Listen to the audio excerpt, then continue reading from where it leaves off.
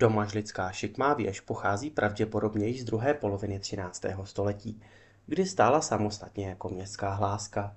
K dnes 56 metrů vysoké věži o 12 patrech, která je kvůli špatnému podloží vychýlená o 59 cm ze své osy, byl o něco později přistavěn původně gotický chrám, který po ničivém požáru města roku 1747 nahradil nový barokní kostel Narození Panny Marie.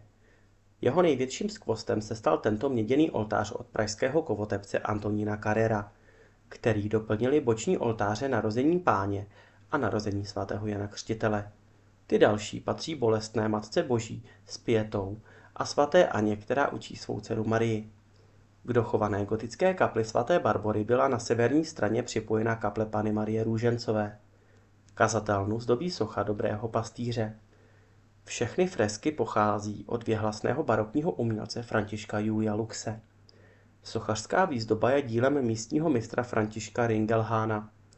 Plány nového kostela od městského stavitele Jiřího Záhoříka zkontroloval sám Kilián Ignác Dientzenhofer.